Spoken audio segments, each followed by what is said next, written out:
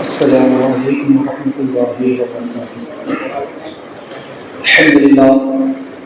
للہ نحمده ونستعینه ونستغفره ونؤمن به ونعوذ باللہ من شرور انفسنا وسیئات اعمالنا من يهده الله فلا مضل له ومن يضلل فلا هادي له ونشهد ان لا اله الا الله وحده لا شريك له ونشهد ان سيدنا مولانا محمدا عبده ورسوله وقد قال الله تبارك وتعالى في القرآن المجيد والفرقان الحميد اعوذ بالله من الشيطان الرجيم بسم الله الرحمن الرحيم وكلا وعد الله الحسنى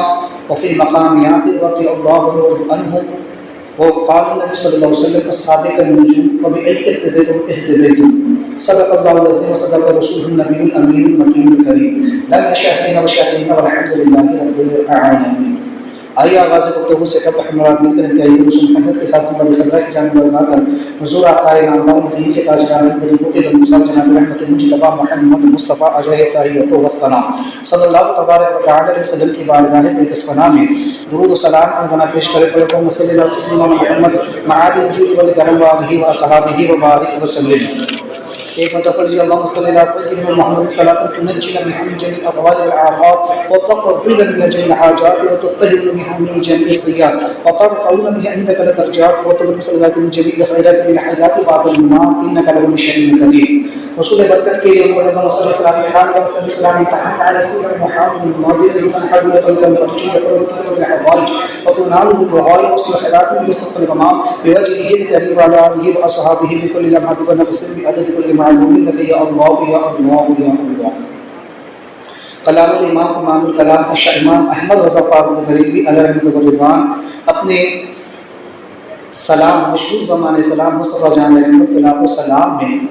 صحابہ کرام رضوان اللہ تعالی علیہ اجمعین کی بارگاہ میں یوں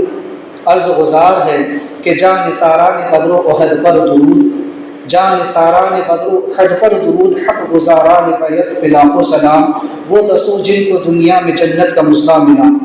وہ دسو جن کو جنت کا مزدہ ملا، اس مبارک جماعت پہ لاکھوں سلام، خاص اس سابق سیر قرب خدا اوحد کاملیت پہ لاکھوں سلام۔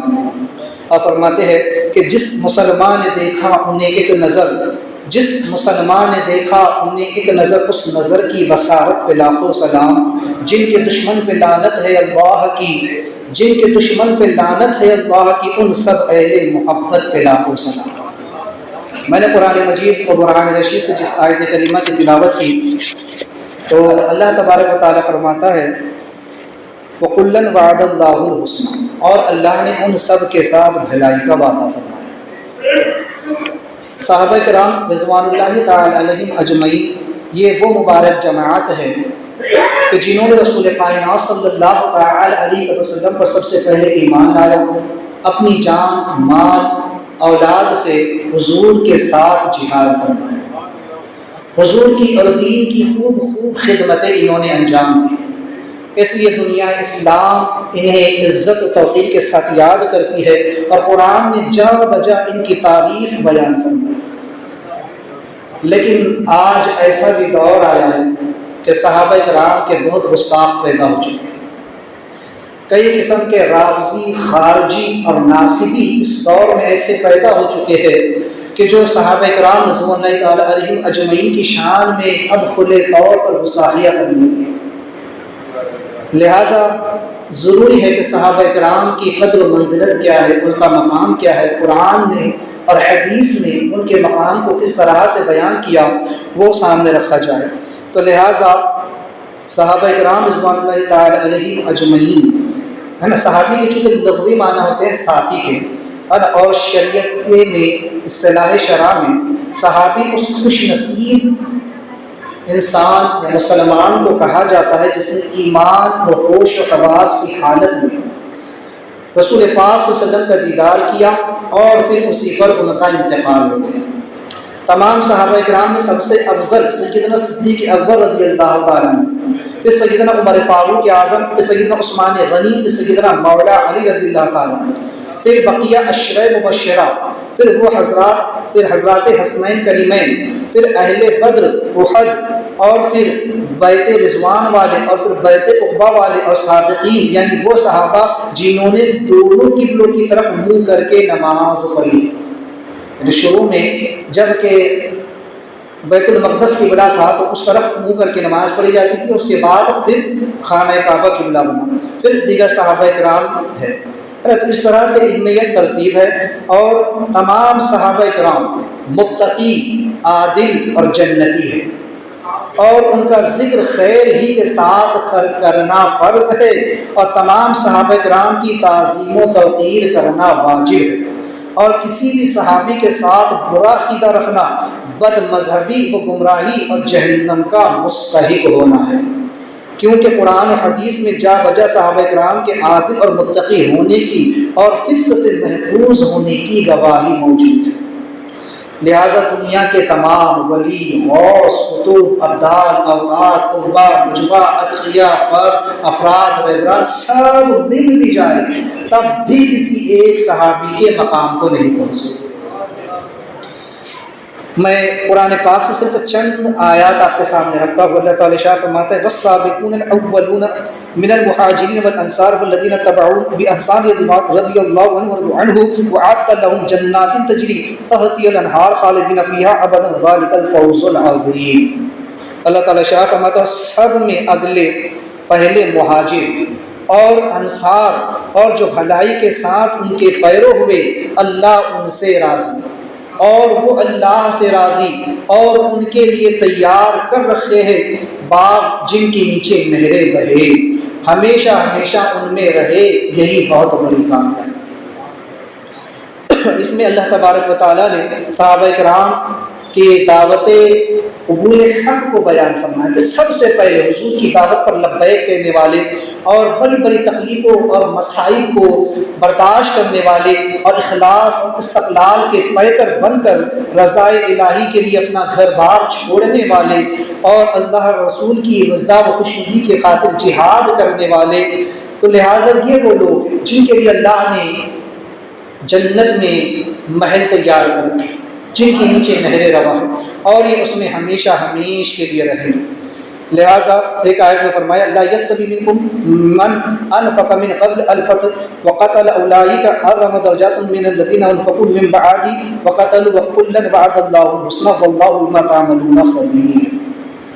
تم میں برابر نہیں وہ جنہوں نے فتح مکہ سے قبل خرچ اور جہاد کیا، وہ مرتبے میں ان سے بڑے ہیں جنہوں نے بعد فتح مکہ بعد فتح کے خرچ و جہاد کیا، اور ان سب سے اللہ نے جنت کا وعدہ فرمایا، اور اللہ کو تمہارے قابو کی خبر ہے۔ اس آیت کریمہ میں اللہ تبارک و تعالیٰ نے صحابہ کرام کے دو گروہ کا ذکر فرمایا۔ ایک وہ گروہ کہ جنہوں نے رسول پاک صلی اللہ تعالی وسلم کے ساتھ بدر و احد میں شرکت فرمائی، اور وہ صحابہ کہ جو کسی عذر کی وجہ سے بدر و احد میں شریک نہیں ہو پائے، ان لوگوں کا یہاں پر ذکر ہوا۔ چونکہ غزوہ بدر کے موقع پر بعض صحابہ کرام غزوہ میں شریک نہیں ہوئے اور مدینہ منورہ میں وہ بیٹھے رہے، ان دونوں اور بعض ہوتے جنہوں نے شرکت کی، تو ان دونوں جماعتوں کے متعلق یہ آیت کریمہ نازل ہوئی۔ اور ایک روایت میں یہ ہے کہ غزوہ تبوک میں تمام صحابہ شریک ہوئے تھے، صرف حضرت کعب بن مالک اور ہلال بن امیہ اور مرارہ بن لوی یہ 3 حضرات شریک نہ ہوئے تھے، لیکن بعد میں انہوں نے اپنا عذر بھی بیان کیا اور معافی و تلافی بھی کی، لہٰذا ان کے حق میں یہ آیت کریمہ نازل ہوئی۔ بہرحال جو بھی ہو، چاہے بدر کے صحابہ ہو یا پھر جو ہے تو یہ تبوک کے یا احد کے کوئی بھی صحابہ ہو، تو گویا کہ مطلقاً طور پر اگر دیکھا جائے تو وہ صحابہ جنہوں نے حضور کے ساتھ جنگیں لڑی، جنگ میں شریک ہوئے، جہاد کیا، اور وہ صحابہ جو کسی سبب سے، کسی عذر سے یا بغیر عذر کے بھی اگر وہ بیٹھے رہے، تو اللہ نے ان کے مقام اور مرتبوں کو بیان فرمایا کہ مقام صحابیت میں تمام صحابہ برابر ہے، لیکن ان کے درجوں میں فرق ہے۔ وہ جو حضور کے ساتھ شریک ہوئے اور جنہوں نے جہاد کیا، ان کا مقام اور ان کا درجہ بلند ہے ان کی بنسبت جنہوں نے جہاد میں شرکت نہیں کی۔ جیسے اصل نبوت میں تمام انبیاء یکساں ہیں، اصل نبوت میں تمام نبی برابر ہے، لیکن ان کے درجوں میں فرق ہے، کوئی صفی اللہ ہے، کوئی کلیم اللہ ہے، تو کوئی نجی اللہ ہے، تو کوئی خلیل اللہ ہے، کوئی ذبی اللہ ہے، کوئی کلیم اللہ ہے، اور ہمارے آقا حبیب اللہ ہے۔ لیکن سب سے بڑا مرتبہ ہمارے آقا و مولا جناب محمد رسول اللہ صلی اللہ تعالی وسلم۔ اسی طرح سے آپ دیکھیں اولیاء کرام، اصل ولایت میں تمام ولی برابر ہیں لیکن ان کے درجوں میں فرق ہے، کوئی غوث ہے، کوئی قطب ہے، کوئی ابدال ہے، کوئی اوتاد ہے، فرد ہے، ہم تو الگ الگ درجے اس کے اندر آتے ہیں۔ تو ایسے ہی صحابہ کرام، اصل صحابیت میں تمام صحابہ برابر ہے لیکن ان کے درجوں میں فرق ہے کہ اعمال کی وجہ سے، کہ وہ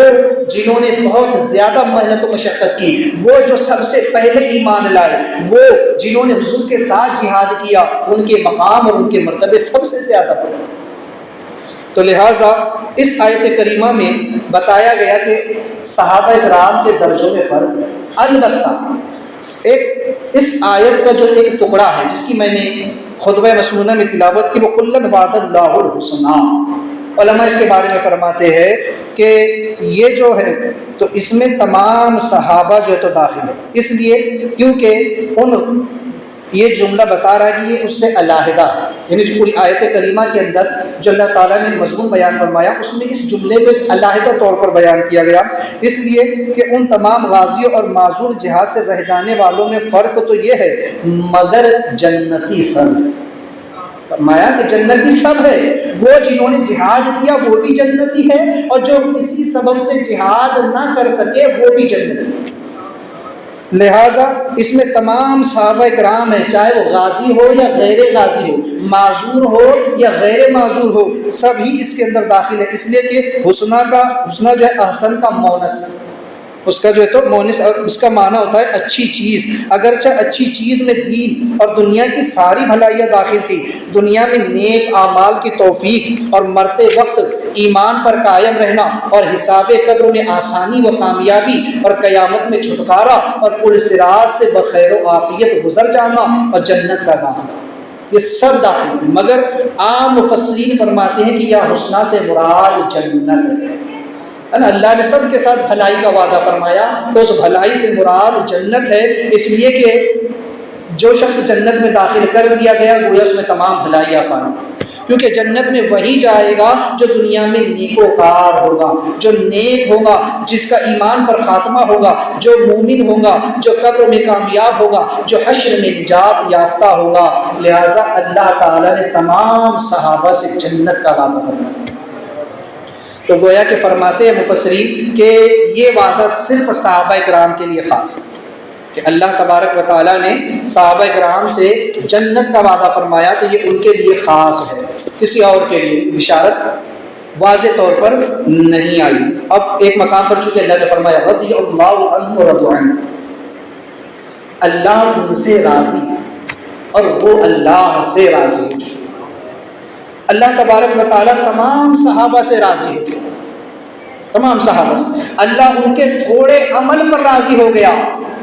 اللہ تبارک و تعالیٰ ان کی تھوڑی عبادتوں پر راضی ہو گیا، اور یہ لوگ اللہ تبارک و تعالیٰ کے تھوڑے رزق پر راضی ہو گئے،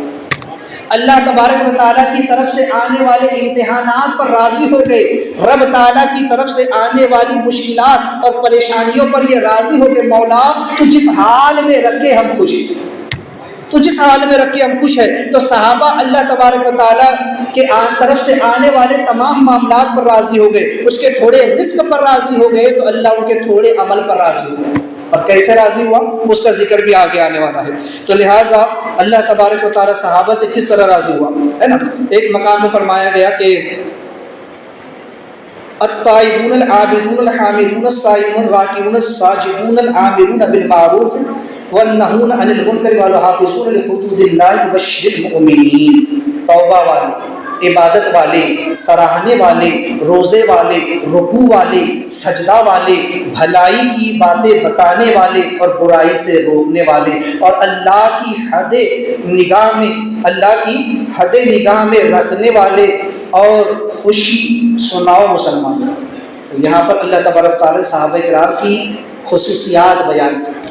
کہ صحابہ کیا ہے، توبہ کرنے والے، سب سے زیادہ توبہ کرنے والے، عبادت کرنے والے، سراہنے والے، روزے رکھنے والے، رکوع کرنے والے، سجدہ کرنے والے، بھلائی کرنے والے اور بھلائی کا راستہ بتانے والے، خود برائی سے بچنے والے اور لوگوں کو برائی سے بچانے والے، یہ ان کی شان ہے۔ فرمایا انما المؤمنون الذین اذا ذکر اللہ وجلت قلوبهم واذا تليت علیہم آیاتہ وزادتهم ایمانا وعلی ربهم یتوکلون الذین یقیمون الصلاة ومما رزقناهم ينفقون اولئک هم المؤمنون حقا لهم درجات عند ربهم مغفرۃ ورزق کریم۔ ایمان والے وہی ہے کہ جب اللہ یاد آ جائے ان کے دل ڈر جائے، اور جب ان پر اللہ کی آیتیں پڑھی جائے ان کا ایمان ترقی پائے اور اپنے رب ہی پر بھروسہ کرے، اور وہ جو نمازیں قائم رکھے اور ہمارے دیے سے کچھ ہماری راہ میں خرچ کرے، یہی سچے مسلمان ہیں، ان کے لیے درجے ہے ان کے رب کے پاس اور بخشش ہے اور عزت کی روزی۔ یہ اللہ تبارک تعالیٰ صحابہ کرام کی جو ہے تو شان بیان فرمائی کہ یہ کون لوگ ہیں، الذین آمنوا وہاجروا وجاہدوا فی سبیل اللہ باموالہم وانفسہم اعظم درجات عند اللہ اولئک هم الفائزون یبشرهم ربهم برحمۃ منہ ورضوان وجنات لهم فیہا نعیم مقیم خالدین فیہا ان اللہ عنده اجر عظیم۔ وہ جو ایمان لائے اور ہجرت کی اور اپنے مال و جان سے اللہ کی راہ میں لڑے، اللہ کے یہاں ان کا درجہ بہت بڑا ہے، اور وہی مراد کو پہنچنے والے ان کا رب انہیں خوشی سناتا ہے اپنی رحمت اور اپنی رضا اور ان باغوں کی جن کی انہیں دائمی ان کے لیے دائمی نعمت ہے اور ہمیشہ ہمیشہ ان میں رہے گے، بے شک اللہ کے پاس بڑا اجر و ثواب ہے۔ تو چونکہ سرکار دو عالم صلی اللہ تعالی وسلم کے جانشین صحابہ کرام جو ان صفات سے جو بیان ہوئی کامل طور پر متصف تھے، ان کے اندر یہ ساری صفتیں پائی جاتی تھی جو قرآن بیان کر رہا ہے، لہٰذا ان کے جنتی ہونے کے متعلق قرآن کی یہ آیتیں گواہ ہیں،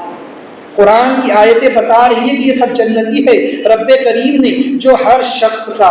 ماضی حال مستقبل جاننے والا ہے، جو علم الغیوب ہے، جو عالم الغیب ہے، اس پروردگار عالم نے انہیں اپنی رحمت، اپنی رضا اور جنت کی خوشخبری سنائی۔ تو رب تعالیٰ نے خود ان کی یہ شان جو ہے تو بیان فرمائی کہ صحابہ کرام کون جماعت ہے، اور یہ ان لوگوں نے کس طرح سے رسول پاک صلی اللہ تعالی علیہ وسلم کے لیے اپنا سب کچھ قربان کیا۔ بہت ساری آیت اگر میں تفصیل کے ساتھ بیان کروں، یہاں پر پڑھنا شروع کروں تو بہت ساری آیتیں، لیکن مجھے اختصار کے ساتھ صرف چند باتیں عرض کروں۔ آج کے دور میں حضرت سیدنا پہلے چند احادیث کریمہ بھی آپ سماعت کر لیں صحابہ کرام کی شان میں کہ اللہ کے رسول علیہ السلام فرماتے کہ میری امت میں بہترین زمانہ میرا زمانہ ہے، پھر ان کے ساتھ والوں کا، پھر ان کے ساتھ والوں کا۔ یہ بخاری و مسلم اور مشکات میں یہ حدیث پاک موجود ہے۔ تو گویا کہ اللہ تبارک و تعالیٰ نے اپنے حبیب کی زبان سے یہ کہلوایا کہ سب سے بہتر زمانہ حضور کا زمانہ، پھر ان کے بعد صحابہ کا زمانہ، پھر تابعین کا زمانہ، پھر تابع تابعین کا زمانہ۔ حضور السلام فرماتے ہیں ستارے آسمان کے لیے امن کا باعث ہے، جو ستارے ہیں آسمان کے لیے امن کا باعث ہے، اور جب ستارے چلے جائیں گے تو آسمان پر واقع ہو جائے گا جس کا اس سے وعدہ کیا گیا ہے۔ جب ستارے نہیں رہے گا، اللہ نے قرآن پاک میں فرمایا ہے اس کا ذکر ہے نا کہ جب قیامت آئے گی تو کیا حال ہوگا کہ ستارے جھڑ پڑے گے، آسمان پھٹ جائے گا، زمین پھٹ جائے گی، اپنے اندر سے سب کچھ اگل دے گی۔ تو چونکہ فرماتے کہ میں اپنے صحابہ کے لیے امن ہوں، جب میں چلا جاؤں گا تو میرے صحابہ پر واقع ہو جائے گا جس کا ان سے وعدہ کیا گیا ہے۔ پھر فرماتے کہ میرے صحابہ میری امت کے لیے امن و امان ہے، جب میرے صحابہ چلے جائیں گے تو میری امت پر واقع ہو جائے گا جو ان سے وعدہ کیا گیا ہے۔ اور فرماتے ہیں کہ جب قیامت آئے گی ہے نا، جیسے کہ میں نے بتایا کہ یہ سب کچھ ہوگا۔ اور ایک روایت میں اللہ کے رسول علیہ السلام فرماتے ہیں، سیدنا ابو سعید خدری رضی اللہ تعالیٰ نے اس کے راوی ہے، فرماتے کہ میرے کسی صحابی کو برا نہ کہو، کیونکہ تم میں سے کوئی بھی میرے صحابی کے عمل کو نہیں پہنچ سکتا ہے نا۔ اگر کوئی احد کے پہاڑ کے برابر سونا خرچ کرے تو ان کے ایک مد یا اس کے نصف کے ثواب کو بھی نہیں پہنچے۔ اب یہاں پر بات کرنی ہے کہ آج کا دور ایسا دور ہے کہ جب صحابہ کرام کو گالیاں دی جا رہی، انہیں برا بھلا کہا جا رہا ہے، اور ان کے آپسی اختلافات کو ہوا دی جا رہی، خاص کر کے حضرت سیدنا مولا علی رضی اللہ تبارک و تعالی عنہ اور سیدنا امیر معاویہ رضی اللہ تبارک و تعالی عنہ، تمام صحابہ اکرام جنہوں نے رسول کائنات صلی اللہ علیہ وسلم پر ایمان لایا، اللہ تبارک و تعالیٰ نے من جملہ ان سب کو جنت کی بشارت سنائی۔ اللہ ان سب سے راضی، اللہ نے ان سب کے لیے جنت میں اعلیٰ محل تعمیر کر رکھے ہیں۔ اب ان صحابہ کرام کے درمیان بشری تقاضے کے تحت جو چند معاملات ہوئے، چند اختلافات پیش آئے، تو آج کے دور کے رافضی، خارجی اور ناصبی ان کو ہوا دینے کی کوشش کر رہے ہیں اور یہ تاثر دینا چاہتے ہیں کہ معاذ اللہ حضرت امیر معاویہ کافر، حضرت سیدنا ابوبکر صدیق، حضرت سیدنا عمر فاروق، حضرت عثمان غنی جو ہے تو انہوں نے زیادتیاں کی، انہوں نے ظلم کیا اور حضرت علی کا حق یہ لوگ کھا گئے۔ آج کل کے نام نہاد مولائی ایسے پیدا ہو چکے ہیں جو ان شیخین کو، حضرت سیدنا ابوبکر صدیق، حضرت عمر فاروق کو گالیاں دینا اپنا ایمان اور مذہب سمجھتے ہیں۔ جب تک ان کو گالیاں نہ دے لے ان کا پیٹ نہیں بھرتا، ان کی عبادتیں قبول نہیں ہوتی ہیں۔ یہ ان کا باقاعدہ یہ عقیدہ ہے کہ جب تک ان کو گالیاں نہیں دی جائے گی ان کی نمازیں بھی قبول نہیں ہوگی۔ شیعہ تو آج ایسے لوگ اور نام نہاد مولائی ایسے پیدا ہو چکے ہیں کہ جو صحابہ کو گالیاں دیتے، اور وہ اختلاف جو کہ سیدنا امیر معاویہ اور سیدنا علی رضی اللہ عنہ کے درمیان تھا، آج اس کو بہت زیادہ ہوا دی جا رہی ہے۔ بے شک بشری تقاضے کے تحت ان کے درمیان جو کچھ ہوا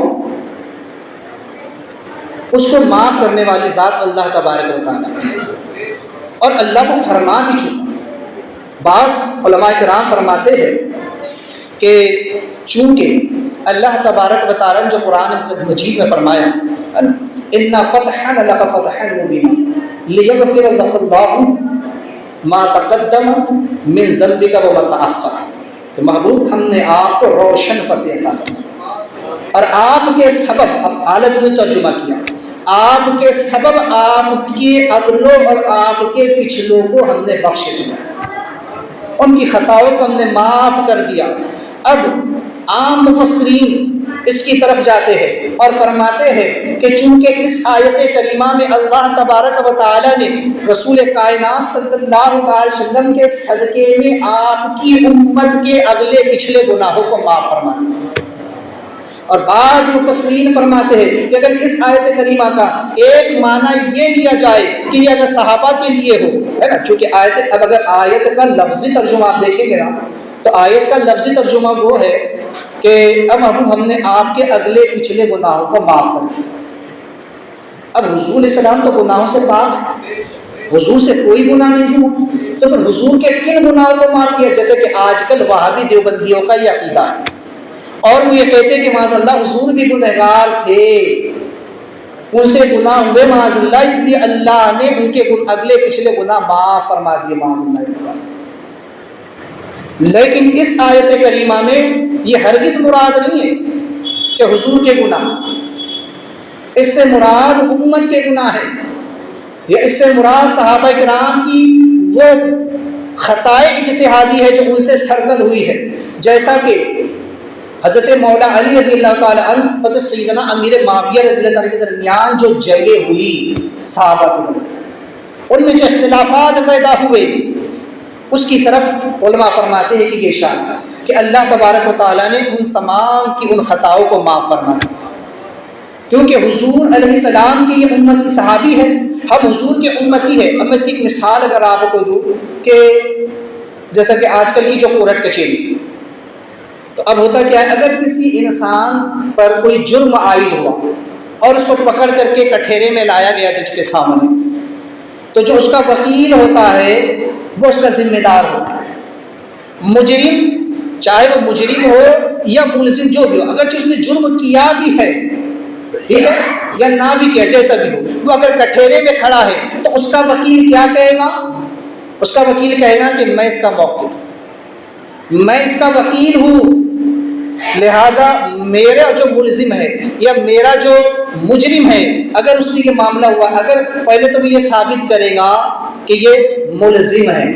اس پر صرف الزام عائد کیا گیا، اس نے کوئی جرم نہیں کیا ہے۔ ملزم ہونا اور ہے، مجرم ہونا اور ہے۔ ملزم وہ ہوتا ہے جس پر صرف الزام آتا ہے کہ اس نے یہ کیا ہے، لیکن مجرم وہ ہوتا ہے جس نے جرم کیا ہوتا ہے۔ لہٰذا اگر وہ ملزم ہے تو یہ کہے گا کہ میرا ملزم جو ہے تو بے قصور ہے، اس نے کوئی جرم نہیں کیا ہے، اس پر صرف الزام عائد ہوا ہے اور یہ میرا مقدمہ ہے، یہ میرا مقدمہ ہے یا یہ میرا کیس ہے۔ وکیل اس کو اپنا کیس کہے، اگرچہ وہ شخص مجرم بھی ہو تب بھی وہ کیا کہے گا کہ ہاں اس شخص سے یہ قصور ہوا ہے لیکن انجانے میں ہوا ہے، جان بوجھ کر کے نہیں ہوا ہے، یا اس کی وجوہات یہ تھی، وہ اس کے دلائل پیش کرے گا اور چاہے گا کہ اس کی سزا کچھ کم کر دی جائے، لیکن تب بھی کیا کہے گا یہ کیس میرا ہے، تب بھی کہے گا یہ کیس میرا ہے، کیونکہ یہ جو شخص ہے میں اس کا موکل ہوں، میں اس کا وکیل ہوں۔ اسی طرح سمجھیے کہ آقا کریم صلی اللہ تبارک و تعالی علیہ وسلم کے ہم امتی ہیں اور حضور علیہ السلام ہمارے وکیل ہے، اور صرف وکیل نہیں بلکہ شفیع بھی ہے، صرف وکیل نہیں بلکہ شفیع بھی ہے، کیونکہ وکیل تو وہ ہوتا ہے کہ جو کہتا ہے کہ یہ ملزم ہے، اس کے اوپر صرف الزام عائد ہے، اسے معاف کیے، اسے چھوڑ دیا جائے، یا پھر یہ کہتا ہے کہ یہ مجرم ہے، اس کی سزا کم کر دی جائے۔ لیکن علماء فرماتے ہیں کہ آقا کریم صلی اللہ علیہ وسلم ہمارے صرف وکیل نہیں بلکہ شفیع بھی ہے، ہم سے بڑا مجرم کوئی نہیں ہے، اور جب قیامت کا دن ہوگا اور ہم سب حضور اللہ کے حضور حاضر ہوں گے اور اللہ ہمارے جرموں کا حساب لے رہا ہوگا کہ انہوں نے یہ جرم کیے ہیں، اور فرشتے ہمارے جرم کھول کھول کر کے رکھیں گے، اور ایک ایک جرم ہمارا میدان محشر میں سامنے ہوگا، ہمارے اپنے جسم کے اعضاء گناہوں کی گواہی دے رہے ہوں گے۔ جب جرم ثابت ہو جائے اور سزا کا مستحق بندہ بن جائے، اس وقت شفیع بن کر حضور تشریف لائیں گے اور کہیں گے میں ان سب کا شفیع ہوں، مولا انہوں نے جرم کیے ہیں، گناہ کیے ہیں، لیکن مولا تم میری وجہ سے انہیں معاف فرما۔ تو اللہ حضور کے صدقے سب کی بخشش و مغفرت فرماتے ہیں۔ تو اس لیے حضور صرف ہمارے وکیل ہی نہیں بلکہ ہمارے شفیع بھی ہے۔ اس لیے اگر دیکھیں مجرم بھی کہے گا یہ کیس میرا ہے، اور وکیل بھی کہتا ہے کیس میرا ہے، ہم بھی کہیں گے گناہ ہمارے ہیں، لیکن حضور بھی کہیں گے کہ ہاں یہ جیسی بھی ہے میرے ہی بندے، اگرچہ مجرم ہے، گنہگار ہے، امتی تو میرے ہی ہے، تو گویا حضور ہمارے شفیع بھی ہے۔ تو اسی طرح سے صحابہ کرام حضور کے سب سے زیادہ قریبی ہے، ان سے جو خطائیں سرزد ہوئی ہے، جو خطائیں اجتہادی ان سے ہوئی ہے، اور جو آپس میں ان کے اختلاف ہوا ہے، تو علماء فرماتے ہیں کہ اللہ نے حضور کے صدقے ان کی اگلی پچھلی ساری خطاؤں کو معاف کر دیا۔ اب جب رب نے وعدہ کر لیا، اور جب خدا نے کہہ دیا کہ میں نے معاف کر دیا، تو اب یہ انسان کون ہوتے ہیں ان کے اختلاف کو ہوا دینے والے؟ یہ خارجی، رافضی، ناصبی، یہ نام نہاد مولائی جو کہتے ہیں کہ معاذ اللہ حضرت امیر معاویہ نے یہ غلط کیا، اور ان کی جو ان کو کافر کہتے ہیں، ان کو جو تو فاسق کہتے ہیں، ان کو معاذ اللہ مردود اور نہ جانے کیا کیا کہتے ہیں، اور دیگر صحابہ کو گالیاں دیتے ہیں۔ ارے تم کون ہوتے ہو ان صحابہ کرام رضوان اللہ تعالی علیہم اجمعین پر زبان دراز کرنے والے؟ ان کا رب انہیں معاف کر چکا، ان کی اگلی پچھلی خطائیں معاف کر چکا، جو ان سے ہوا اور جو ان کی حیات تک ہونے والا تھا اللہ نے سب معاف فرما دیا۔ اب اگر کوئی یہ کہے کہ حضور کے زمانے میں جو ہوا وہ معاف، حضور کے پردہ فرمانے کے بعد یہ واقعہ ہوا، حضور کے پردہ فرمانے کے بعد حضرت سیدنا علی اور سیدنا امیر معاویہ کے درمیان جنگ ہوئی، تو وہی تو اس آیت کریمہ میں کہا کہ اگلی پچھلی سب، اے محبوب اب تک جو ہو گیا اور اب اس کے بعد جو بھی ہوگا اللہ نے اسے پہلے ہی معاف فرمانا، کیونکہ اللہ عالم الغیب، اللہ جانتا ہی سب ہونا ہے۔ تو چونکہ ان کا اختلاف بھی امت کے لیے ایک رحمت تھا، اور اللہ تبارک و تعالیٰ نے یہ دکھانا تھا کہ ہم نے جو ہے تو ان کے خطاؤں کو پہلے ہی معاف کر دیا۔ اللہ نے پہلے ہی وعدہ کر لیا کہ میں ان سب سے بھلائی کا وعدہ کرتا ہوں، میں ان سب سے راضی ہوں، میں ان سب کو جنت عطا کروں۔ تو گویا تمام صحابہ کے لیے فرمایا والذین جاؤوا من بعدهم یقولون ربنا اغفر لنا ولاخواننا الذین سبقونا بالایمان ولا تجعل في قلوبنا غلا للذین آمنوا ربنا انک رؤوف رحیم۔ اللہ فرماتا ہے اور وہ جو ان میں ہے نا، میں مہاجر صحابہ کرام ہیں، ان کے بعد آئے اور عرض کرتے ہیں کہ اے ہمارے رب ہمیں بخش دے، اور ہمارے بھائیوں کو جو ہم سے پہلے ایمان لائے اور ہمارے دلوں میں ایمان والوں کی طرف سے کینہ نہ رکھ۔ اے رب ہمارے بے شک تو ہی نہایت مہربان اور رحم فرمانے والا ہے۔ تو یہ تو سارے صحابہ دعا کرتے تھے کہ مولا ہمارے دلوں میں کینہ نہ رکھ، تو ان کے دلوں میں کینہ نہیں تھا، ان کے دلوں میں کوئی بغض نہیں تھا، ان کے دلوں میں کوئی حسد نہیں تھا، تو پھر یہ آج کے دور کے نام نہاد اپنے آپ کو مسلمان کہلانے والے صحابہ کرام کے اختلاف کو کیوں ہوا دیتے ہیں، کیوں اپنی زبانیں دراز کرتے ہیں ان کے معاملات میں؟ بے شک ہم اہل سنت و جماعت کا یہ عقیدہ ہے اور ہمارا ماننا یہ ہے کہ جو بھی اختلاف حضرت سیدنا علی اور حضرت سیدنا امیر معاویہ کے درمیان ہوا، ان اختلافات میں اور ان جگہوں میں بے شک مولا علی حق پر تھے،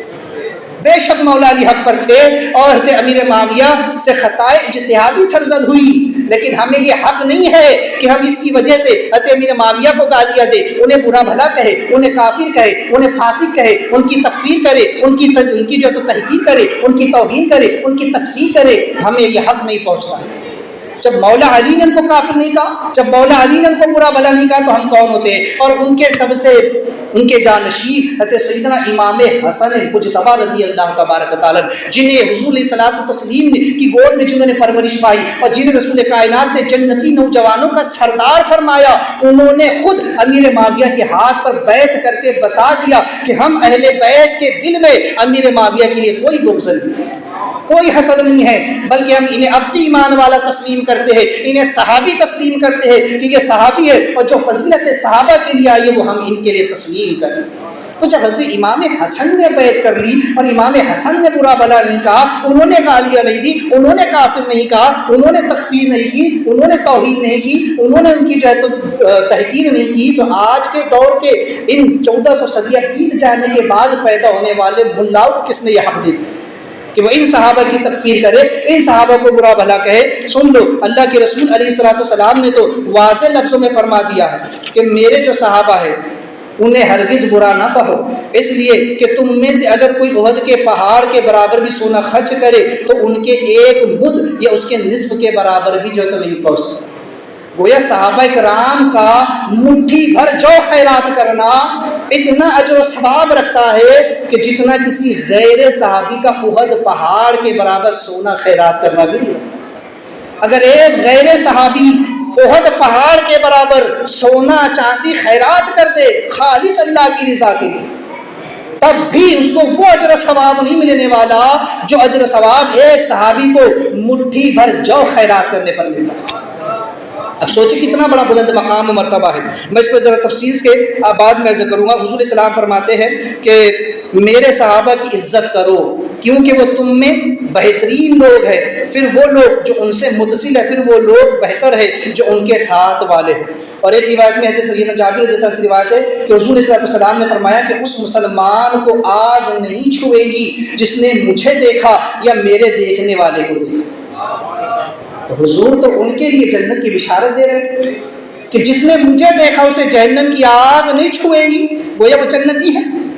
تو اللہ نے بھی فرما دیا کہ تمام صحابہ جنتی، اور حضور نے بھی بشارت دے دی کہ میرے تمام صحابہ جو ہے تو جنتی ہے۔ ایک روایت میں ہے کہ حضور صلی اللہ علیہ وسلم فرماتے ہیں میرے صحابہ کے بارے میں اللہ تعالیٰ سے ڈرنا، کیونکہ میرے صحابہ کے متعلق اللہ سے ڈرنا، حضور اسلام نے 3 مرتبہ یہ بات ارشاد فرمائی۔ میرے بعد انہیں نشانہ نہ بنانا، یعنی ان کو برا بھلا نہ کہنا، انہیں گالیاں نہ دینا، ان کی توہین نہ کرنا، ان کی تحقیر نہ کرنا۔ جو ان سے محبت کرتا ہے وہ مجھ سے محبت کرنے کی وجہ سے ان سے محبت کرتا ہے، اور جو ان سے بغض و عداوت رکھتا ہے تو وہ مجھ سے بغض و عداوت رکھنے کی وجہ سے رکھتا ہے۔ وہ حضور نے بتا دیا کہ جو مجھ سے محبت کرے گا میرے صحابہ سے بھی محبت کرے گا، اور جو صحابہ کا بغض اپنے دل میں پالے گا گویا اس نے نبی کا بغض بھی اپنے دل میں پال لیا۔ اور فرماتے کہ جس نے انہیں تکلیف دی اس نے مجھے تکلیف دی، اور جس نے مجھے تکلیف دی اس نے اللہ کو تکلیف دی، اور جس نے اللہ کو تکلیف دی تو قریب ہے کہ اللہ اس کی سخت پکڑ فرمانے والا ہے۔ ان الذين يؤذون الله ورسوله لعنهم الله في الدنيا والاخره وعد لهم عذابا مهينا۔ وہ لوگ جو اللہ اس کے رسول کو تکلیف دیتے ہیں اللہ نے دنیا و آخرت میں ان کے لیے ذلت کا عذاب تیار کر رکھا ہے۔ وہ لوگ دنیا میں بھی ذلیل ہوں گے اور آخرت میں بھی ذلیل و رسوا ہونے والے ہیں۔ تو گویا جس نے صحابہ کو برا بھلا کہا حضور کو کہا، اور جس نے حضور کو برا کہا اس نے اللہ کو برا بھلا کہا۔ حضرت انس رضی اللہ تعالیٰ عنہ فرماتے کہ میری امت میں صحابہ کی مثال نمک کی طرح، جس طرح سے کہ بغیر نمک کے کھانا درست نہیں ہوتا، ایسے ہی میرے صحابہ کی مثال امت کے درمیان۔ تو تو چونکہ حضور السلام نے جو فرمایا کہ میرے تمام صحابہ جو ہے عدل کرنے والے، انصاف کرنے والے ہے نا، اور ان کا مٹھی بھر جو خیرات کرنا اتنا اجر و ثواب رکھتا ہے جتنا کسی غیر صحابی کا احد پہاڑ کے برابر سونا خیرات کرنا بھی نہیں رکھتا۔ اب سمجھ لیں کہ یہاں حضور صلی اللہ علیہ وسلم نے عمل کی بات بیان فرما۔ پہلے تو میں عمل کی بات کر لیتا ہوں، بعد میں پھر ایک نقطے کی بات عرض کروں۔ تو حضور علیہ الصلوۃ والتسلیم نے یہاں پر ان کے عمل کو بیان فرمایا صحابہ، اور کوئی قید نہیں لگائی کہ کون صحابی، مطلق فرمایا کوئی بھی صحابی ہو اگر وہ مٹھی بھر جو خیرات کرتا ہے، صرف یہ چھوٹا سا عمل کرتا ہے، ہمارے لیے کیا ہے؟ آج تو اب رمضان قریب آنے والا ہے، فطرہ نکالنے کی جب بات آئی لوگ برابر گن گن کر کے نکالے، تھوڑا بھی زیادہ نہیں جانے ہے نا، اتنا تو اتنا ہی دینا۔ لیکن صحابہ کا معاملہ تو سب کچھ اللہ رسول کی بارگاہ میں دے دیا کرتے تھے، سب کچھ لٹا دیتے تھے، سارا کے سارا مال لا کر کے رسول کائنات صلی اللہ علیہ وسلم کے قدموں میں رکھ دیا کرتے تھے۔ یا رسول اللہ یہ مال بھی آپ کے قدموں میں، یہ جان بھی آپ کے قدموں میں، ہماری اولاد بھی آپ کے قدموں میں۔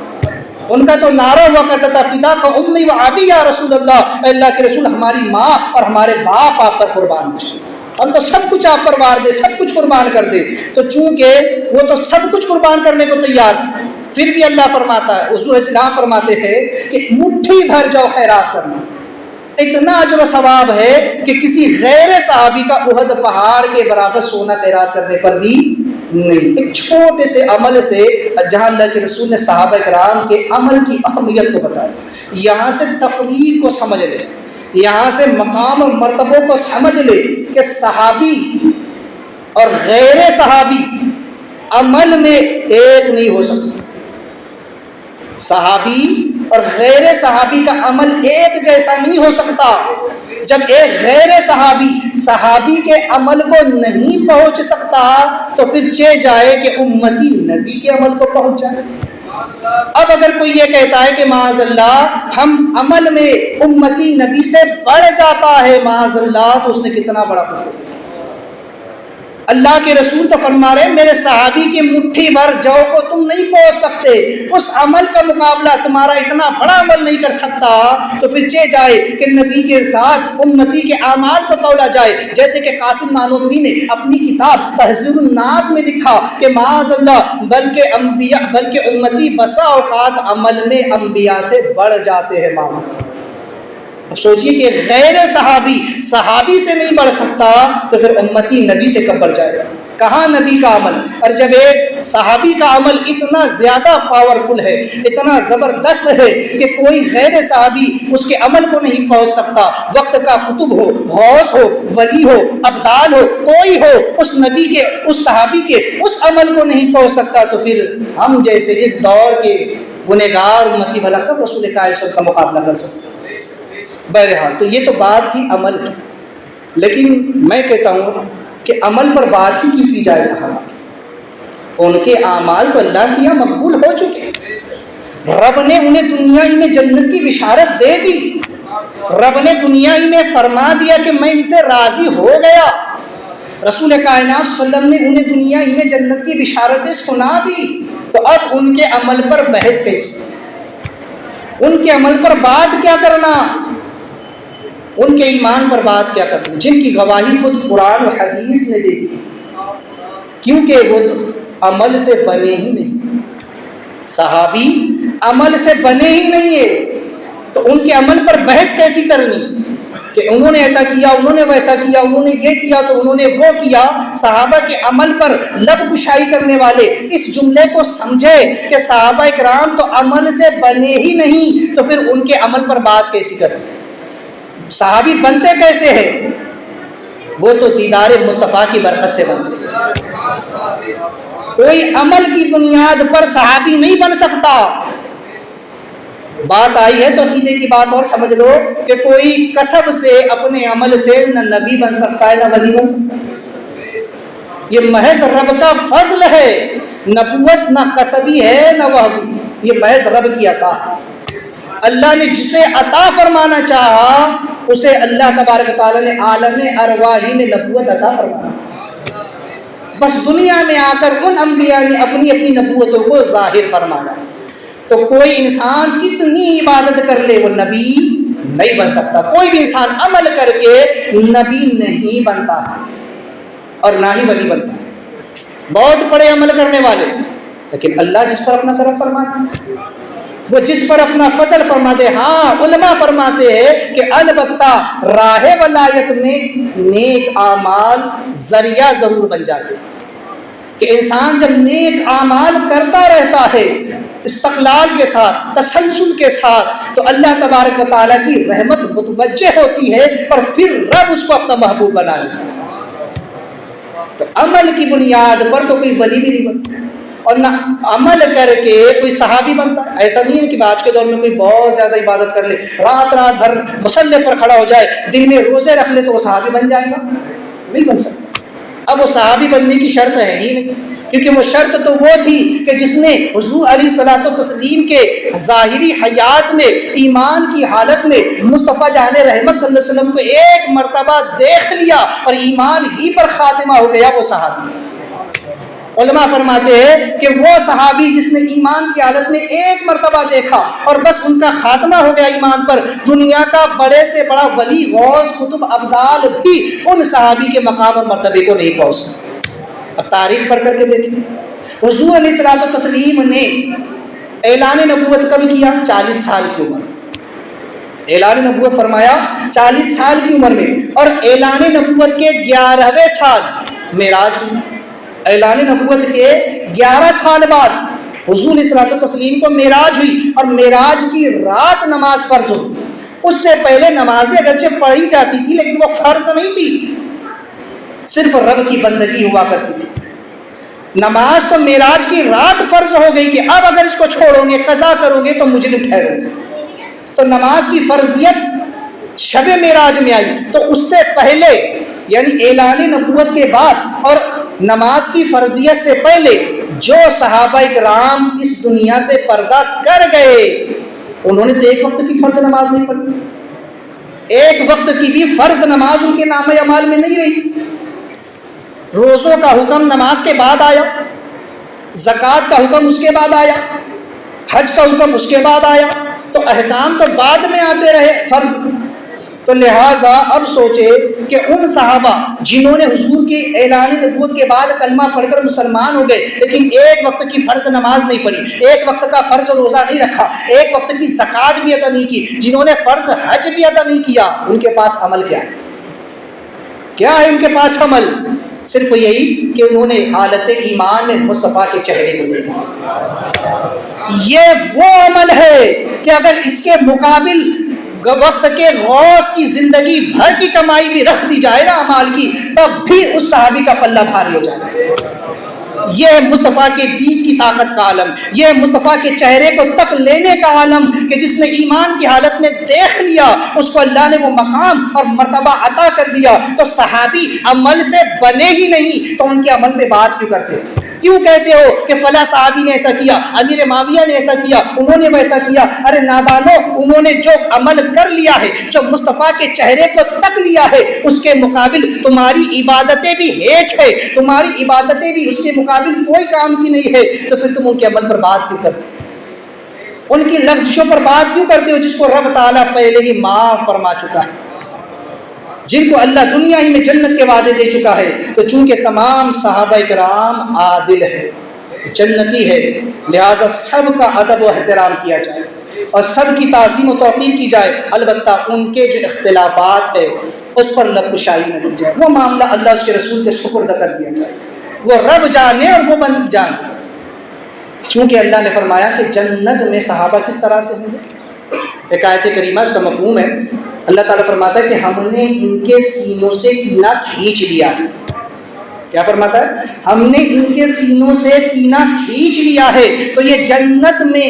جنتی تخت پر ایک دوسرے کے سامنے بیٹھے ہوئے ہوں. اب سوچو کہ اللہ تعالیٰ ان کے بارے میں فرما رہا ہے، صحابہ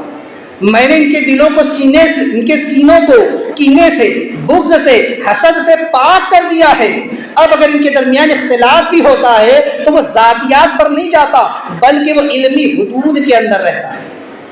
آج اگر کسی کا کسی سے اختلاف ہو جائے تو لوگ ذاتیات پر اتر کے آتے ہیں لوگ دوسروں کو گالیاں گلوچ تک دینا شروع کر دیتے، اس سے ہمارا اختلاف ہو گیا، اس سے جھگڑا ہو گیا۔ ارے بھائی اگر آپ کا علمی اختلاف ہے تو اسے علم کی حد تک کے محدود رکھو، اسے ذاتیات پر مت لاؤ۔ صحابہ کرام کے جو اختلافات تھے وہ ان کے علمی حدود کے درمیان تھے، اپنا اپنا اجتہاد تھا۔ مولا علی کا اپنا اجتہاد تھا، حضرت امیر معاویہ کا اپنا اجتہاد تھا، مولا علی کا اپنا اجتہاد تھا، حضرت سیدہ عائشہ صدیقہ رضی اللہ عنہا کا اپنا اجتہاد تھا۔ تو ان کے درمیان جو معاملات ہوئے انہوں نے اپنی اپنی سوچ کے مطابق، اپنے اپنے اجتہاد کے مطابق، کیونکہ وہ جو فیصلے کر رہے تھے ان کے سامنے بھی تو حدیث مصطفیٰ تھی، ان کے سامنے بھی تو قرآن تھا، لیکن فرق یہی ہوتا ہے کہ قرآن کی آیات اور احادیث مصطفیٰ کی تفاسیر جس نے جیسی سمجھی اس کے حساب سے اس نے اپنا اجتہاد کیا، تو لہٰذا اس پر ہمیں لب کشائی کرنے کی ضرورت نہیں ہے۔ تو ان کے جو معاملات ہیں وہ ان کا رب معاف فرما چکا ہے۔ اللہ ان کے دلوں کو، ان کے سینوں کو اللہ نے کینے سے، بغض سے، حسد سے پاک کر رکھا۔ جنت میں وہ ایک دوسرے کے سامنے تخت پر بیٹھے ہوئے، تو وہ لوگ تو جنتی ہیں، تو ان کو تو اللہ نے دنیا میں جنتی فرما دیا، ہم لڑ کر اپنی آخرت کیوں برباد کریں؟ ہم ان کے معاملات پر لب کشائی کر کے اپنی دنیا و آخرت کو کیوں برباد کرے؟ ارے وہ تو کامیاب ہو چکے، رب فرما چکا وہ جنتی ہے، جنت میں ایک دوسرے کے سامنے ہوں گے۔ مولا علی اور امیر معاویہ جنت میں ایک دوسرے کے سامنے تخت پر بیٹھے ہوئے ہوں گے۔ تو ان جیسوں کو کس نے حق دیا کہ وہ زمین پر ان کے بارے میں لڑتے ہیں؟ یہ عقل مندی نہیں، یہ بڑی بے وقوف ہے۔ اللہ تبارک و تعالیٰ ایسے نام نہادوں سے بچائے، ایسے نام نہاد مولائیوں سے اور رافضی، خارجی اور ناصیبیوں سے بچائے۔ تمام صحابہ کا ادب کرنے، ان کی تعظیم و توقیر کرنے کی اللہ ہم تمام کو توفیق عطا فرمائے۔ حضرات چونکہ نماز کے مسائل کا سلسلہ شروع تھا، اس دن نبی چند مسائل سماعت کریں۔ نماز جمعہ ہے نا، جمعہ پڑھنا کن پر فرض ہے نا، اس کے لیے جو ہے تو 7 شرطیں ہیں۔ پہلی شرط ہے حریت، یعنی کہ آزاد ہونا۔ اب یہ وہ زمانہ تو رہا نہیں، پہلے زمانہ ہوتا تھا کہ جس میں 2 قسم کے لوگ ہوا کرتے تھے، ایک آزاد اور ایک غلام، ہے نا، جو نچلے درجے کے ہوتے تھے یا جو غلام بھی ہوتے تھے، جو غلاموں کے یہاں پیدا ہوتے تھے، تو وہ لوگ غلام ہوتے تھے جن کی خرید و فروخت ہوا کرتی تھی، اور لوگ ان کو اپنے کام کاج کے لیے خریدا کرتے تھے، اپنی خدمتوں کے لیے خریدا کرتے تھے۔ لیکن آقا کریم علیہ الصلوۃ والتسلیم نے اب یہ ساری چیزیں بھی ختم فرما دی، اور اب غلامی کا دور بھی ختم ہو گیا۔ میرے آقا علیہ السلام نے ہر ایک کو عزت عطا فرما دی۔ تو چونکہ اب یہ زمانہ ہی نہیں رہا، اس لیے ہر انسان آزاد ہے اور اس پر جمعہ فرض ہے۔ دوسری شرط ہے ذکورت، یعنی کہ مرد ہونا، مردوں پر جمعہ فرض ہے، عورتوں پر نہیں۔ عورتیں اپنے اپنے گھروں میں ظہر کی نماز ادا کریں گی۔ جب مرد حضرات مسجد میں جمعہ کی نماز باجماعت ادا کر لے، اس کے بعد عورتیں گھروں میں تنہا اپنی نماز ظہر پڑھیں گی۔ تیسری شرط ہے بالغ ہونا، ہے نا، نابالغ، چونکہ اس پر کوئی احکام ہی نہیں آتے، نابالغ کے اوپر کوئی احکام نہیں آتے، نابالغ پر جمعہ بھی فرض نہیں ہے۔ چوتھی شرط ہے عاقل، یعنی عقل، ہوش و حواس ٹھکانے میں، چونکہ بلوغیت اور عقلیت یعنی عقل، یہ 2 چیزیں ایسی ہیں کہ صرف اسی نماز کے لیے نہیں بلکہ دیگر نمازوں کے لیے اور دیگر احکام کے لیے بھی یہ شرط ہے نا، دیگر نمازوں کے لیے بھی شرط ہے کہ 5 وقت کی نمازیں بھی اسی پر فرض ہے جو بالغ ہو اور عاقل، زکوٰۃ، روزہ، حج اسی پر ہے جو عاقل اور بالغ ہے، ٹھیک ہے۔ تو چونکہ یہاں پر ہے نا پاگل نہ ہو، کسی پاگل ہے نا کسی دیوانے پر نماز جمعہ فرض نہیں، ایسی بھی کوئی نماز اس کے اوپر فرض نہیں ہے۔ نابالغ اور پاگل پر جمعہ فرض نہیں۔ نابالغ جمعہ پڑھنے آ سکتا ہے، اگر کوئی نابالغ ہو، ابھی بالغ نہیں ہوا ہے لیکن تو جمعہ پڑھنے کے لیے آ سکتا ہے، جمعہ کی نماز اس کی جماعت میں بھی شامل ہو سکتا ہے نا۔ نابالغ جمعہ کی نماز کی امامت نہیں کر سکتا اور نہ ہی خطبہ پڑھ سکتا ہے، کیونکہ اس کے لیے جو ہے تو صالح امامت ہونا شرط ہے نا، امام کا عاقل و بالغ ہونا اس کے لیے شرط ہے۔ اس لیے نابالغ جمعہ پڑھ تو سکتا ہے لیکن پڑھا نہیں سکتا، خطبہ سن تو سکتا ہے لیکن خطبہ پڑھ نہیں سکتا۔ یہ مسائل کو ذہن میں رکھ کے دوران گفتگو توبہ کرتے استغفر اللہ ربی من کل ذنب و اتوب الیہ، لا الہ الا اللہ محمد رسول اللہ۔